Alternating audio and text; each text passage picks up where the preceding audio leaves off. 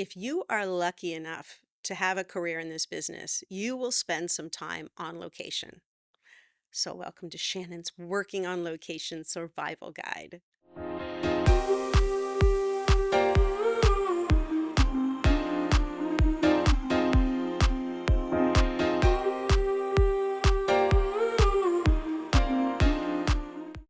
I love to travel. I think it's one of the perks of being an actor is being able to go places, see new places, experience them while you're making money.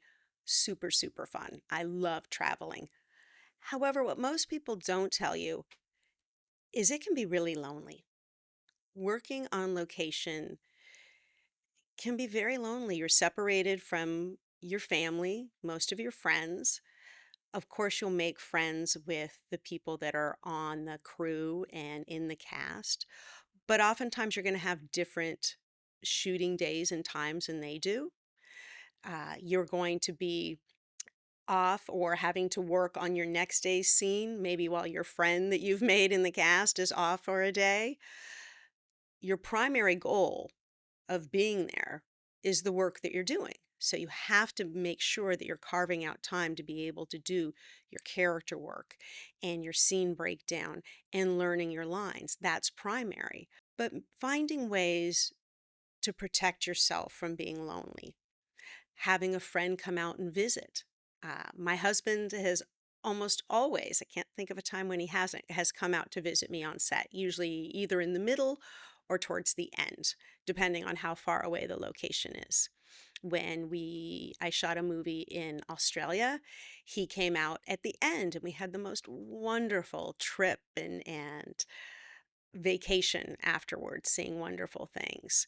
Sometimes they'll let you trade in your first class ticket for a couple of coach tickets or business tickets. So that's kind of a fun perk as well. And if you're a little higher up the call sheet, although I was pretty high up the call sheet on that one.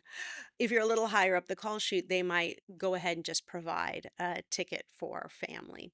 Checking in with people regularly, especially difficult when you're in a very different time zone. I've got a client right now in a time zone that's about 15 hours ahead. It's been really hard to schedule coachings with her, and she is having a ball, which makes me so happy. The cast and crew has been the most wonderful and accommodating, but she's young, and her father came out for the first week and helped her get set up, and I think that was wonderful to help her. There's a lot of times things that your agents and your managers will negotiate for you. Do you want to be in an apartment? Do you want to be in a house? Do you want to be in a hotel? I always prefer a hotel only because I know on my time off, I'm not going to want to cook. I'm going to want a break, so I don't need the kitchen. If I can get a refrigerator in the room so I can maybe store a few things to be able to make simple breakfast for myself on a day when I'm not working. I just I prefer the hotel. I understand why people would like an apartment or a house, but also it helps me feel less lonely. You've got a lobby, you can go downstairs and talk to people. Maybe there's some other people from the project staying in your hotel. Again, very personal decision. Are you going to get a car or not? Are you going to have a driver? Usually you'll have a driver that will take you to set and back, but for your days off, sometimes they'll provide you with a car. Sometimes they'll provide you with a car, but maybe you're in a country where they drive on the opposite side of the road than you're accustomed to driving on. That can take a little bit to get used to. I've done that as well. Finding a routine, I think, is really helpful. Another hotel that I stayed in had a gym that was open 24 hours, so I was able to get a lot of working out done. A lot of being away from my family was sad, but at least I got to make my own schedule. When you're on location, usually this is not up to you to decide unless you're a huge movie star. And if you are and you're watching my channel, thank you. Comment. But whether you're working 5-day weeks or 6-day weeks, 5-day weeks are nice because it gives you a weekend or sometimes 2 days off. Sometimes it might not be actually Saturday and Sunday that they'll give you off, but it gives you a chance to go somewhere, visit something, be able to rest, maybe do a little sightseeing, and then also do the work that you're there to do. 6-day weeks are nice because then you're going to get through the production that much faster, especially when you're far away from home. Every day that you're not working and you're far away from home can be a little frustrating, especially as you start getting towards the end of the project. And a little sad too, because you make a fast family when you're on set. And then bye, never see you again unless we end up on the same movie again. So, having friends that come out to visit, having, like I said, family. I did a project in Belfast, and one of my good girlfriends came out and she stayed in one of my extra bedrooms in my flat. I was in a flat then. It was great. And I still didn't really cook, by the way.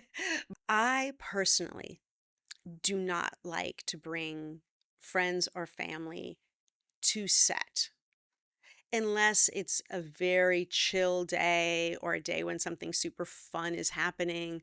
Certainly not a scene where my character would be having a breakdown or something catastrophic is happening to the character, doing a love scene.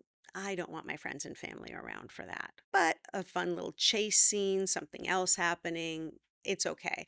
A lot of times they don't want you to bring your friends or family on set, so you can always blame the production to keep them away. My first movie that I ever did, we shot on location, wasn't that far away.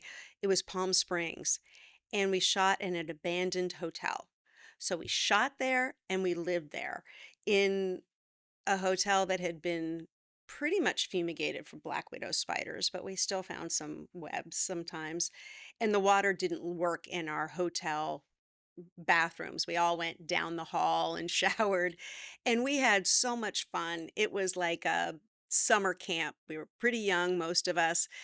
I am still great, great friends with the girl who played my best friend in that movie. We had a connecting room.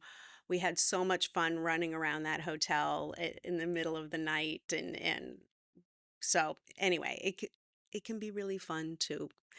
So some of the traps that can happen are starting to sleep in late, maybe not showing up for your call time, showing up downstairs. Remember to stay professional always. You're spending a lot of time with other people. Onset romances, even if the both of you are single, can be problematic. Sometimes it can be a wonderful love story. You're not there to date. You're there to shoot the movie. You're there to create that. And if a romance can continue past the shooting, well, then great. Then it was something real. But focus on what it is that you're doing right then and there. Be careful about, and this is not just on location, but gossiping, talking about people, any of those things that can happen when you are far away and feel a little isolated. That substitute sort of for community, because now you've got a new community. Also, respecting what it is that everyone else does on set. Sometimes we don't even understand what other people do. There's jobs that we don't know exist. Most of the time, the crew maybe doesn't understand exactly what it is that actors do, but being respectful of everybody's job. Everybody has a job to do. And even if you don't see them doing it, this just goes to set etiquette anyway. But hanging up your wardrobe at the end of the night, leaving your trailer in a good, doesn't have to be immaculate, but throw your trash away, pick your stuff up, live like you would want somebody else to walk into your room. But hanging up your wardrobe, the wardrobe people tend to get there, be the first people there in the morning and the last people to leave at night. They don't need to be hanging up your shirts too. Be respectful of them. Have you been on location to somewhere fun or somewhere terrible? Please let me know. Drop it in the comments. Like, comment, subscribe, and I'll see you next week when you are ready to do what you came here for. That's cute. I'm cute. I'm so cute.